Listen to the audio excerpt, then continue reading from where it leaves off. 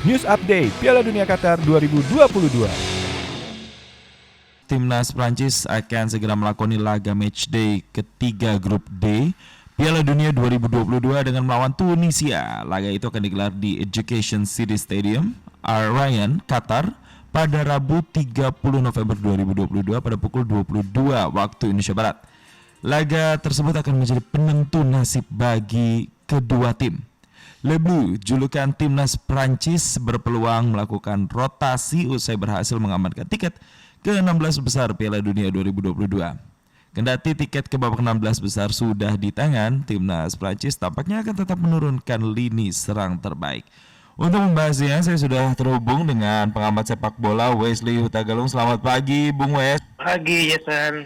Terima kasih, Ya, Bung Wes. sudah.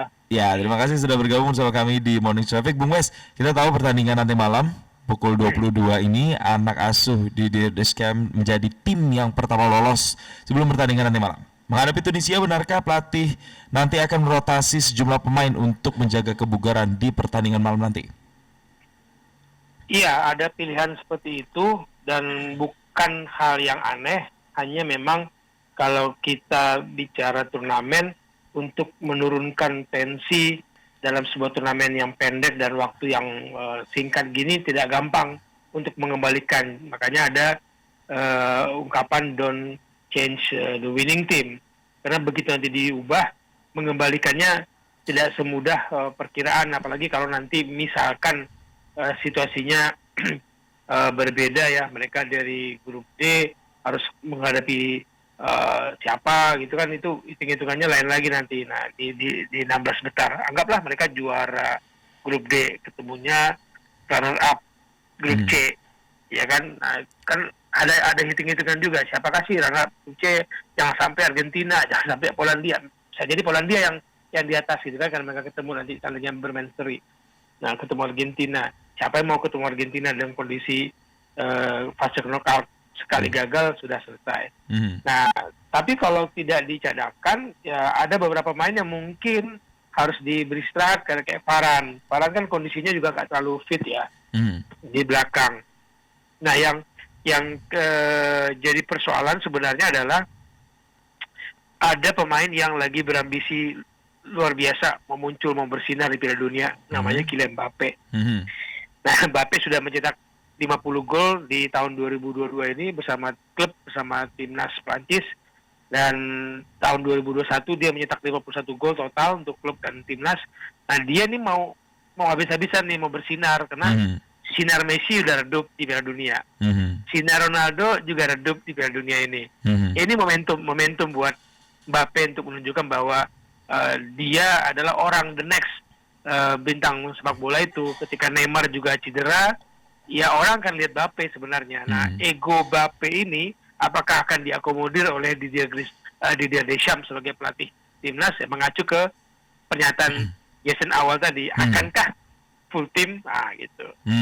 Nah, ini kalau berbicara soal pemain ini dikira-kira akan bersinar, Bung Wes, Mbappe dan Giroud ini menjadi mesin serang Prancis yang bisa dikatakan andal.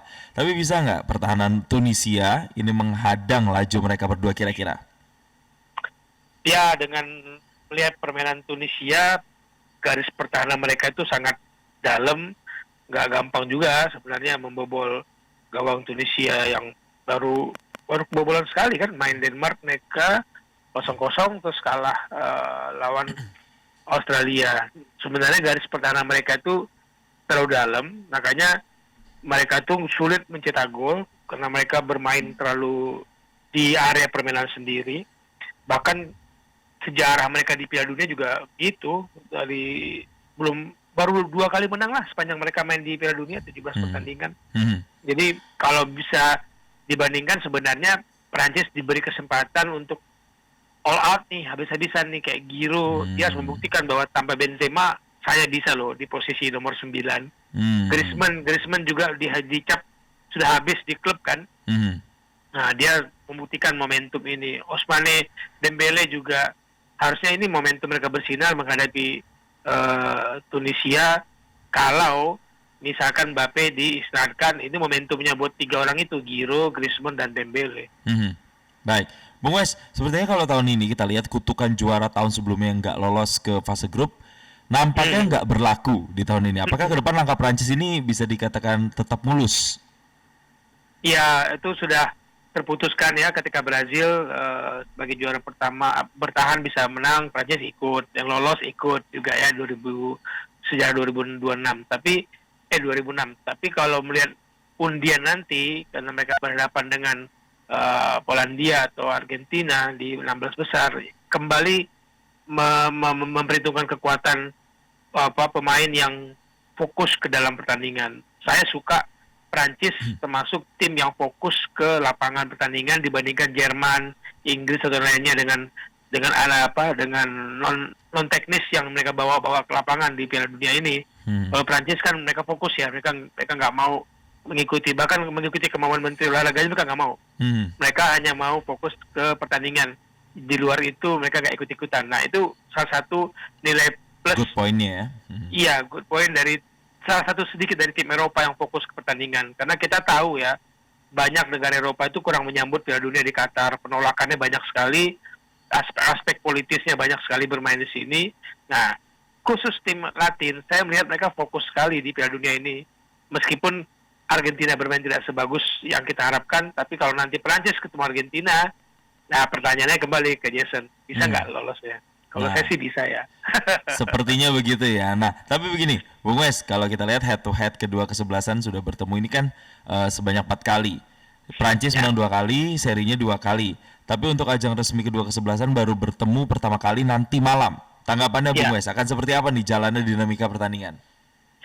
Iya, sejarah catatan tinggal memang catatan mereka belum pernah ketemu di Piala Dunia, tapi kan Tunisia juga pernah ketemu tim Eropa, Prancis bisa ketemu tim Afrika. Tapi kalau melihat mengacu performa kedua tim belakangan ini, ya Tunisia itu kan bisa dibilang di pertandingan resmi di World Cup itu bukan tim yang punya catatan sejarah kemenangan. Mencetak gol juga susah. Sementara Prancis sebenarnya tinggal kita nunggu siapa sih yang mencetak gol. Mereka punya banyak pemain yang punya kemampuan untuk itu. Dan belakangan kalau kita lihat performa mereka secara agresivitas oke lah ya. Mencetak 6 gol di 2 pertandingan itu oke. Cuman memang kebobolan 2 itu yang bagi saya PR bagi Didier Deschamps. Jangan sampai kebobolan lawan Australia bisa bobol. Gitu kan. Nah ini kalau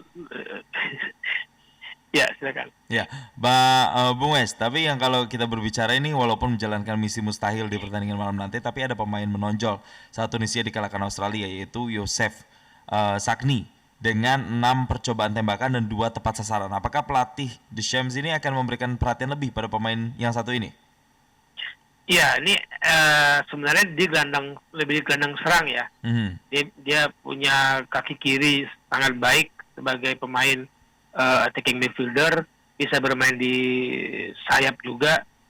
Dalam formasi apa nih dia akan dimainkan? Kalau formasinya memainkan 5 back dengan konsentrasi bertahan, saya pikir memang agak sulit ya bagi Youssef Sakni untuk bermain lebih leluasa.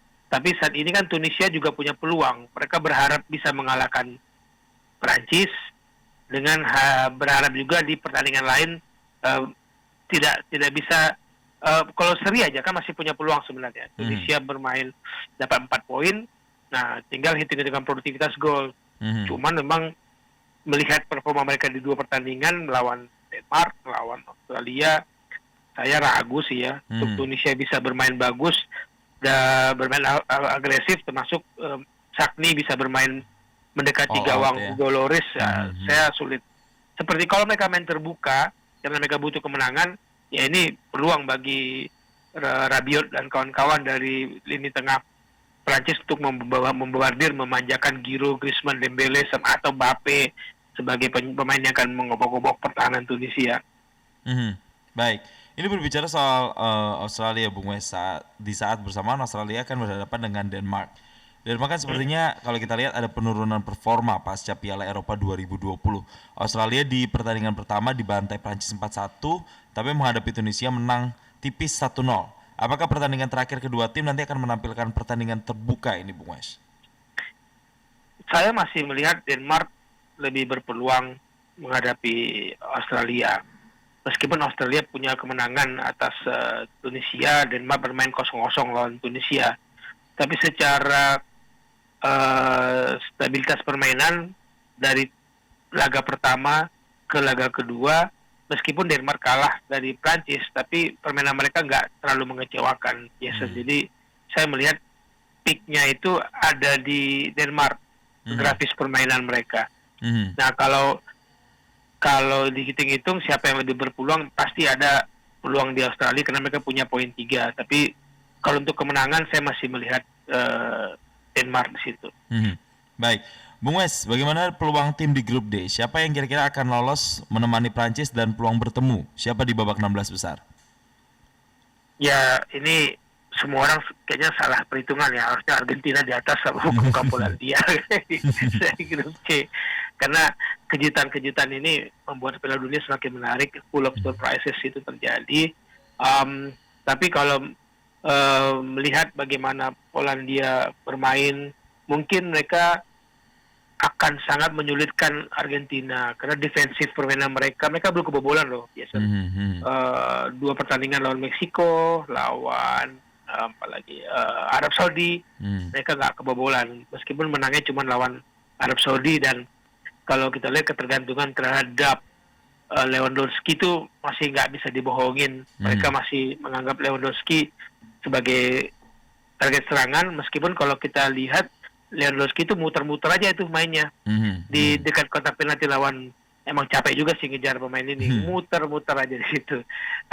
Ini sebuah catatan menarik karena Argentina juga tidak terlalu kelihatan yang rapi, agresif permainannya, masih aksi individunya masih terlalu kuat di mengadakan serangan-serangan di di daerah permainan lawan. Nah, kalau Lewandowski dan kawan-kawan itu bermain lebih bertahan dengan menyimpan, mungkin Arkadius Milik disimpan, jadi bermain lebih banyak di tengah. Nah, ini kesulitan buat Argentina.